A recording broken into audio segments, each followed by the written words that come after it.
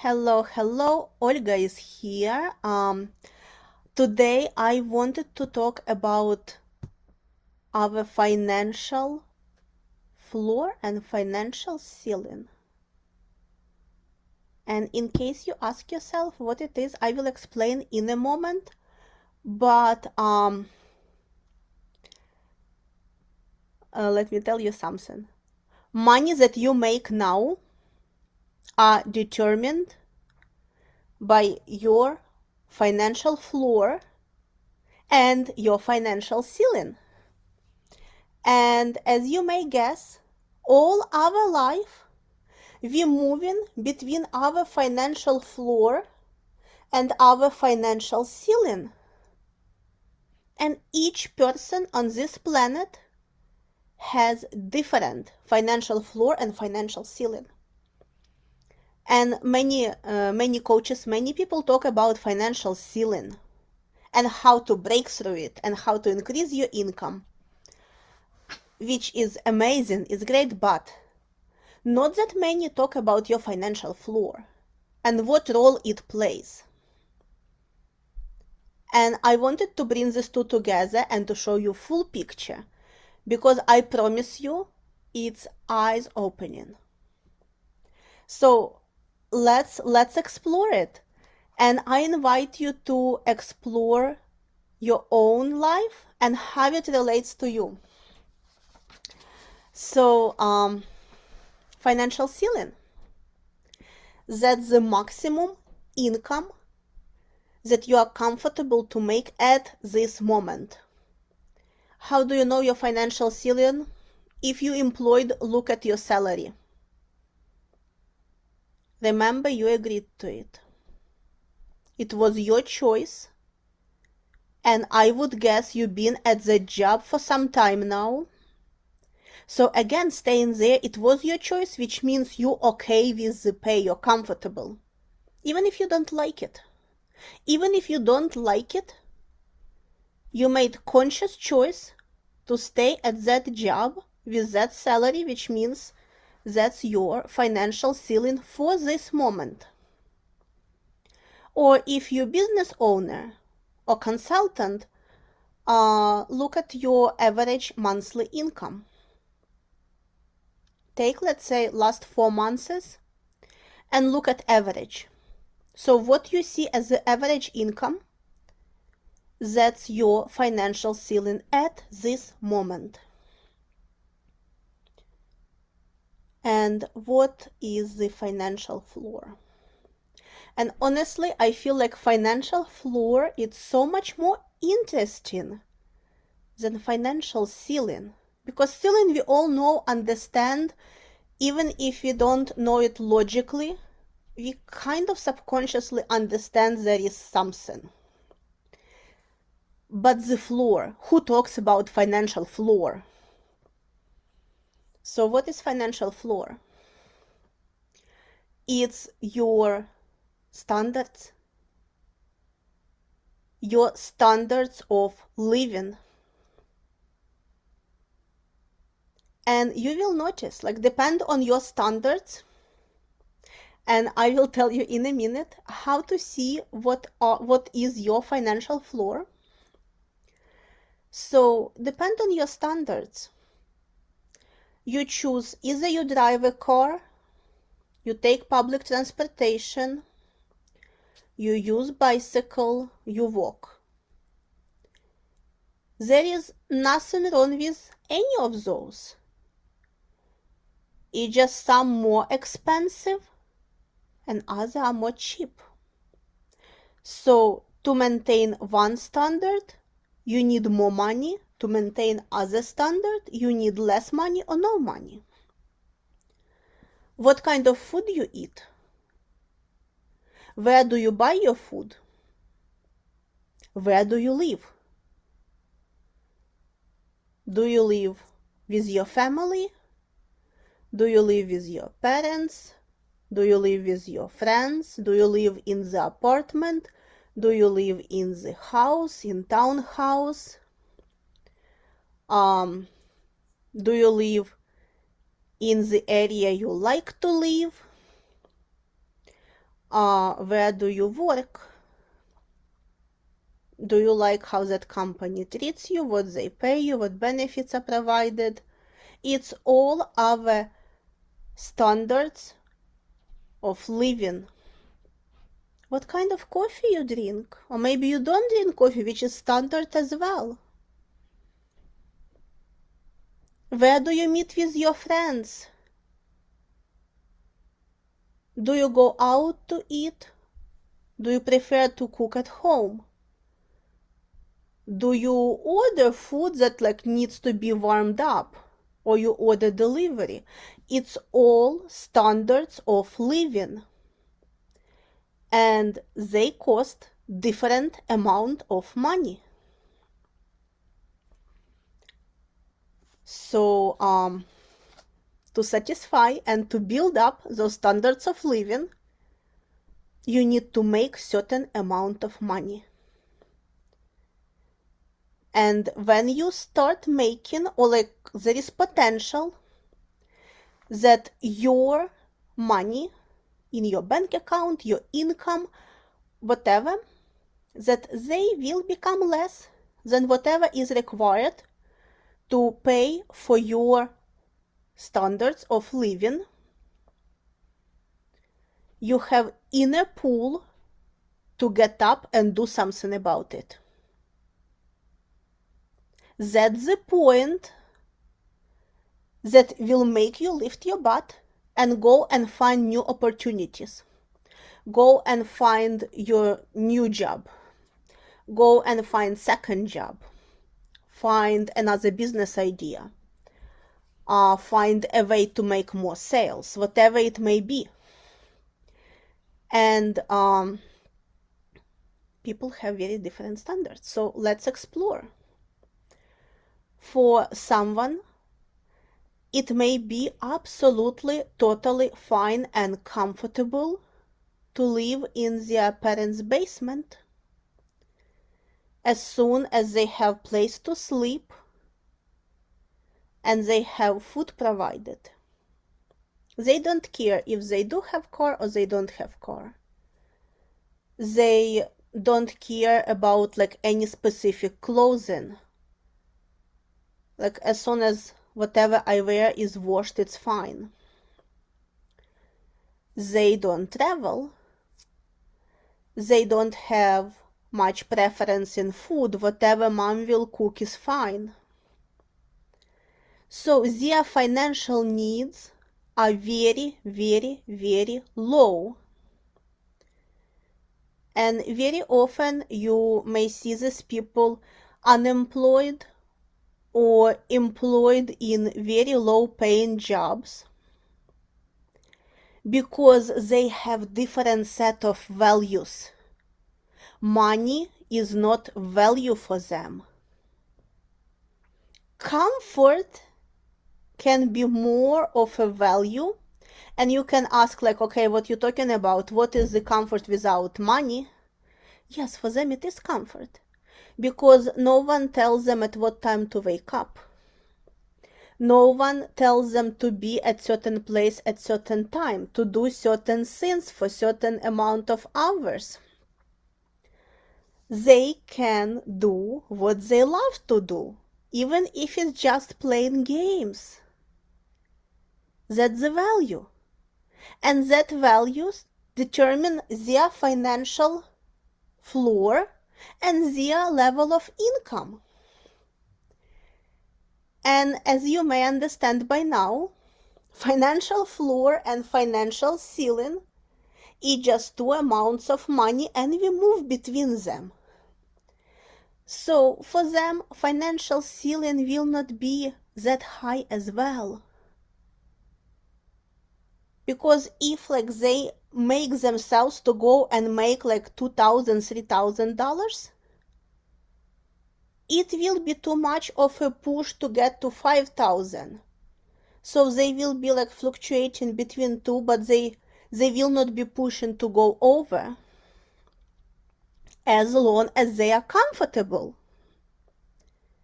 As soon as something will change in their circumstances, and they will need to pay for more expenses. They will push through that ceiling and they will lift their floor. And then there are other people, on the other hand, they used to be very independent. Independence is their value. Financial independence and security is their value. And they got used to live either with their family, meaning their kids, their wife or husband, or they live by themselves and they got used to their private space. They wear certain clothes, they have certain memberships, they drive certain cars they like, maybe they got used to travel. So their financial floor, again, determined by their values. And interestingly enough, in both cases, comfort may be a value. It just manifests itself different. So for someone, comfort, it's to have your time, your private time that you can use in whatever way you want. And for some, it's to have certain things or status things or travel, or it's part of their identity.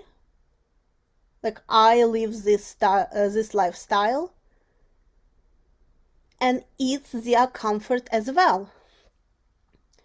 And financial floors for these two people will be very different. Maybe financial floor of this person, for whom also financial security is value, maybe financial ceiling of this other person, for whom their personal time is a value, and they're not ready to trade it for money.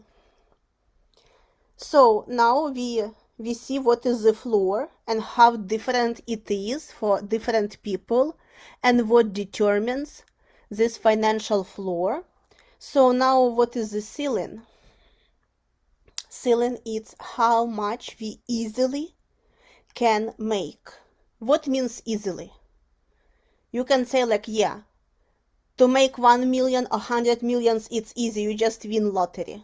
Okay, good luck. Go and win lottery. But it's not sustainable, and there are chances that you will pay half of what that lottery win will be before you win it.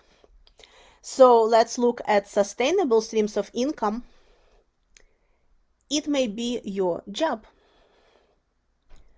So for example, if you know you're making $7,000, $8,000, $10,000, $15,000 per month, when you look for a new job, you will look for something that pays not less what your current job pays.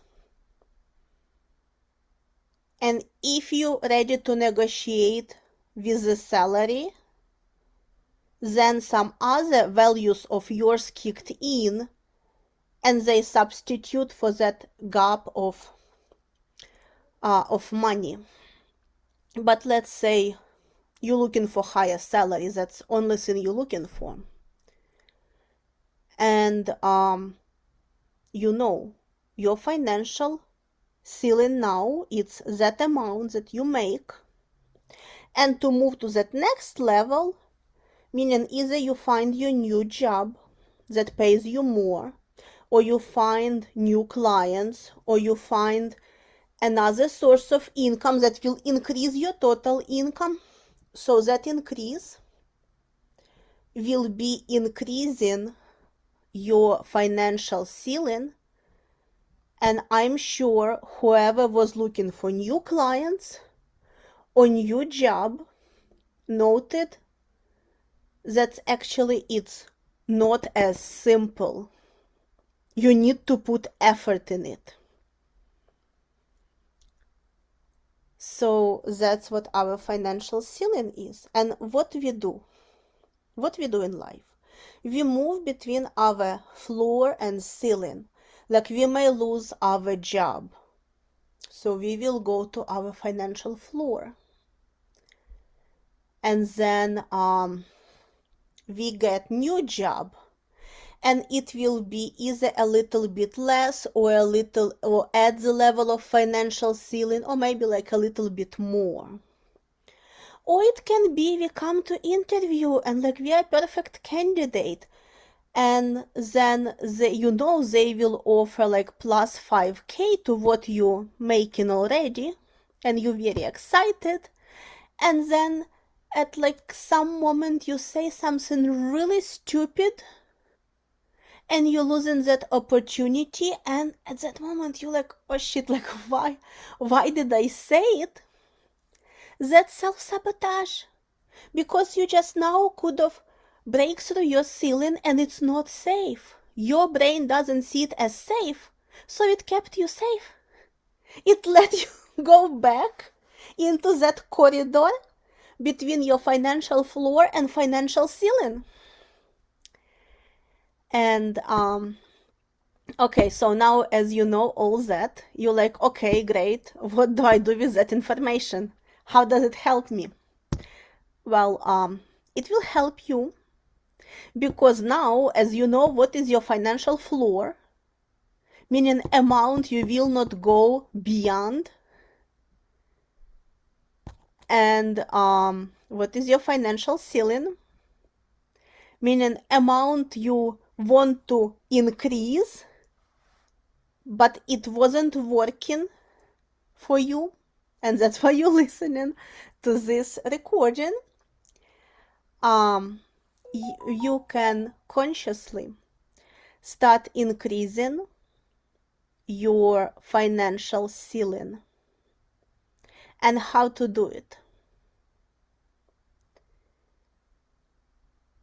Well, we talk about corridor, right? Financial corridor that has our financial floor and financial ceiling. And we fluctuate in between. And when we're trying to break through, it may be hard. It may be really hard. So what is another way? Is another way? Yes, there is another way. What it is? It's to start raising your financial floor. Because if it's corridor, when you raise your financial floor, you also will raise your financial ceiling. They go together. So how do you raise your financial floor? By increasing your standards. You will say like, oh, I don't have now money to buy something more expensive. You don't need to buy. You don't need to buy. Where you need to get yourself, mindset-wise, it's when you normalize having something as your daily regular. Let's say if you was buying regular milk,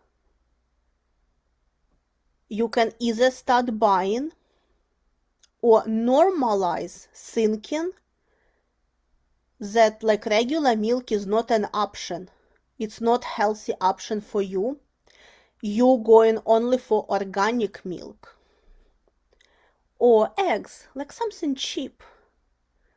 And if you can afford it now, go for it. Just key is not what you do, key is how you feel. So when you enter the store, and when it comes to buying something of better quality, let's say organic milk, you go like, whole your body goes like, too expensive, it's the same milk. You're not increasing your standards. In this case, even if you will buy better milk. Your goal is to come and see organic milk as like basic, as something you automatically put in your cart, and like you don't even look at other options because it's your norm. How do you do it? Depends on your values. Either you do it because you want to improve your health. Maybe in this case you shouldn't be buying milk, but still, let's go with eggs example.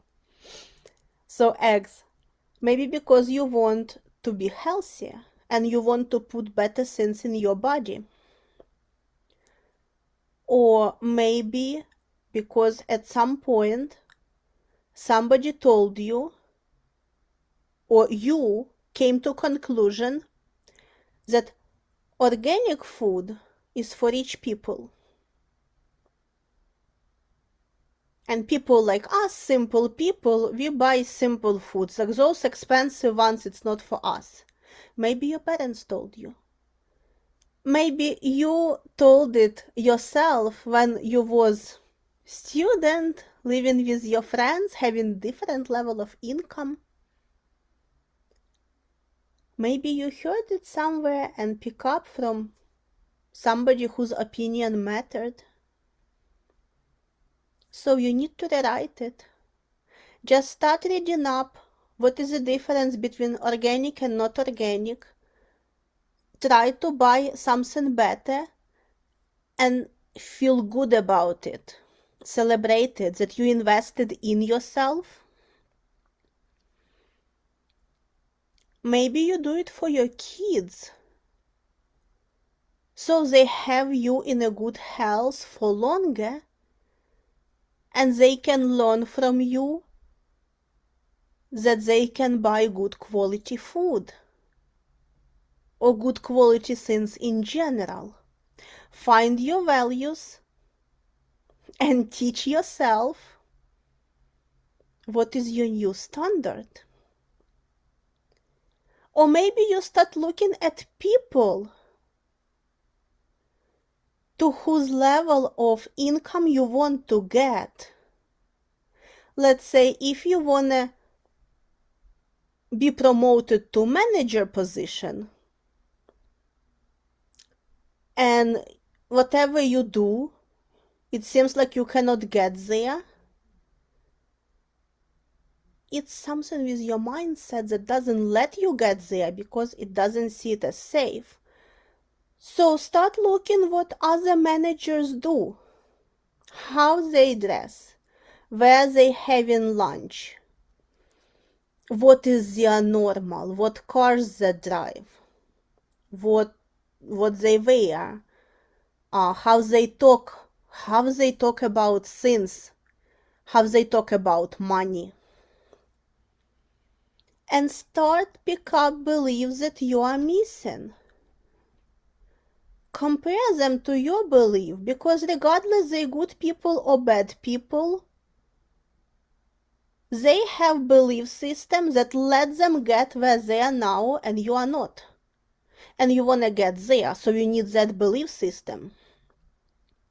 And as you upgrade your belief system, your financial floor start rising.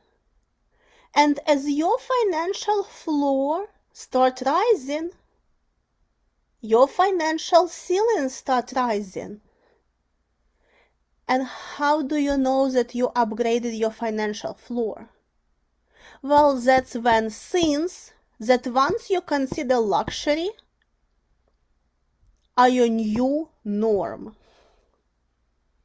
So let's say you really wanted that pair of shoes, whatever is that can be, and you bought them, and you're really careful with them, like you really take care of them. You put them back in the box, you clean them, you wear them like very carefully for them not to get any marks. So at that time they are still luxury for you. You didn't accept them as your daily norm. And nothing wrong with taking care of your sins. Nothing wrong with that. But when you start wearing them as your usual, daily, comfortable shoes, like something you wear every day, just for your comfort. So it's not you for shoes, because they are so important, but it's shoes for you because you are so important and your feet need to be comfortable. That's where your standard increased. Because what you saw once luxury now became your daily normal. And one more tip that also I noticed many people don't talk about, but I think it's of the greatest importance. And I invite you to think. What is one quality of people that make a lot of money? What is one character that defines somebody who makes a lot of money?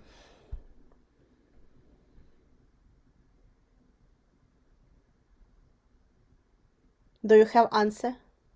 Because I have answer for you.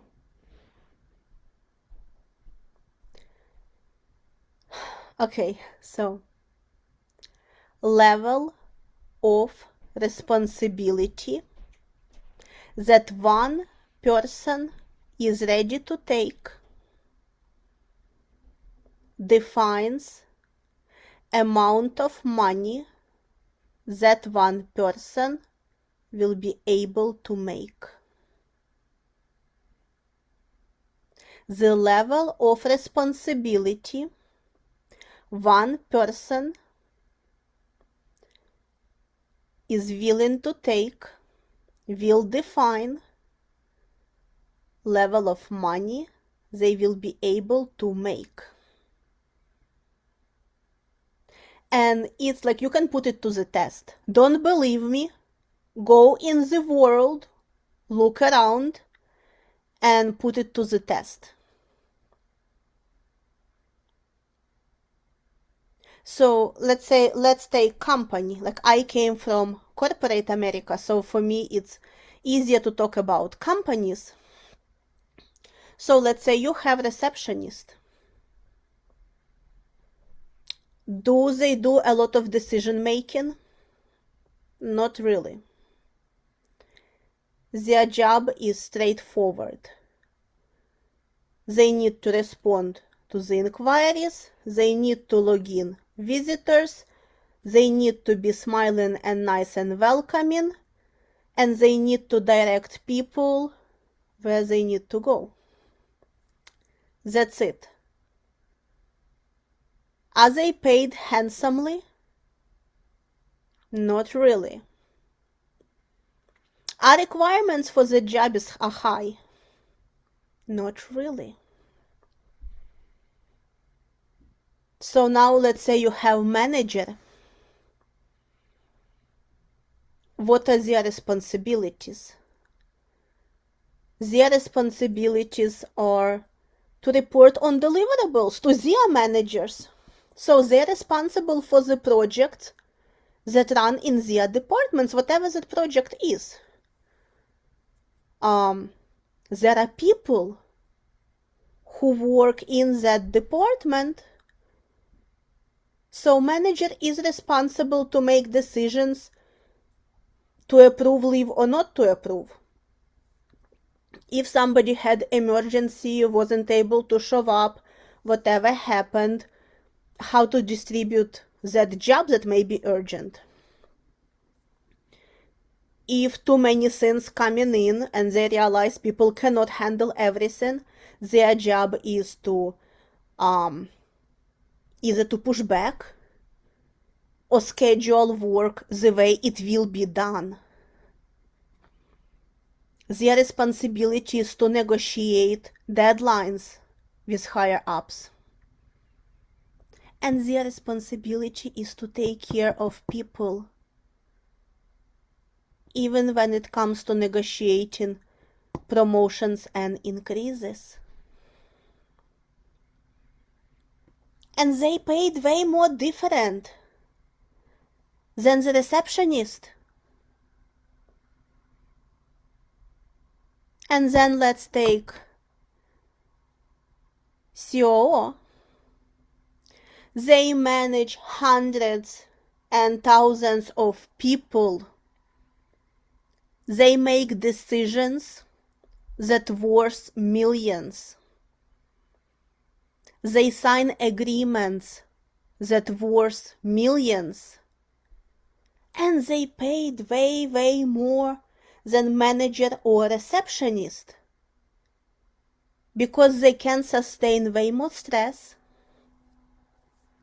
and they can make more complex decisions and they can take full responsibility for their decisions. So, more you train yourself to take responsibility for your choices, for your actions, for your commitments, higher chances are your money will increase. I think it's a great news because that's something that is in your control. Alrighty, dears. May what shifted today continue unfolding for you. Be centered, be intentional, and keep evolving. I will see you soon.